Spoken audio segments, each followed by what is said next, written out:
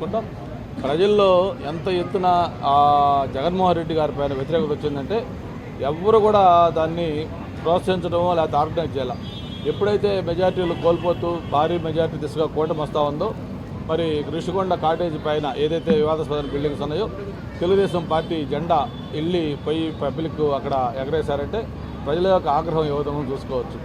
అలాగే విజయవాడలో ఏదైతే ఎన్టీఆర్ హెల్త్ యూనివర్సిటీ ఉంటే దాని పేరు మార్చి వైఎస్ఆర్ యూనివర్సిటీ అని పెడితే ప్రజలు పెద్ద ఎత్తున వెళ్ళి ఆ వైఎస్ఆర్ పేరుతోటి దాన్ని మొత్తం కూడా ధ్వంసం చేసి దాన్ని మళ్ళీ ఎన్టీఆర్ పేరు పెట్టిన విషయం చూసాం. మనకిక్కడ ఋషికొండ దగ్గర ఏదైతే వైఎస్ఆర్ వ్యూ పాయింట్ ఉందో దాన్ని కూడా తీసేసేసి మళ్ళీ పాత అబ్దుల్ కలాం దానికి సంబంధించిన పేరు మళ్ళీ వ్యూ పాయింట్ అని పెట్టి అక్కడ కూడా ప్రజలు వాళ్ళ ఆగ్రహాన్ని తెలియజేశారు.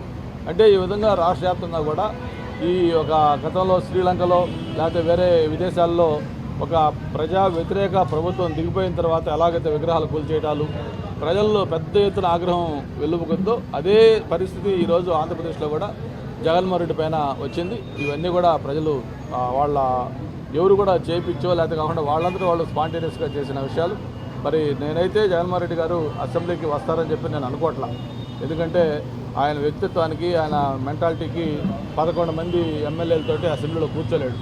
ఎవరికో ఇంకొక నాయకుడికి ఆ పార్టీ బాధ్యతలు అప్పచెప్పాలి. మరి ఆయన ఇంకా చేయాల్సింది మిగిలింది ఒకటే, ఈ ఓడిపోయిన మంత్రుల్ని ఎమ్మెల్యేలని ఎంపీలని అందరినీ పరామర్శించుకోవడానికి ఒక ఓదార్పు యాత్ర ఆయన మళ్ళీ చేపడతారని చెప్పి నేను అనుకుంటా ఉన్నాను. ముఖ్యమంత్రి గారి కృష్ణ అందుకని మొత్తం ఆయన నిర్ణయం తీసుకుంటారు ఏంటనేది.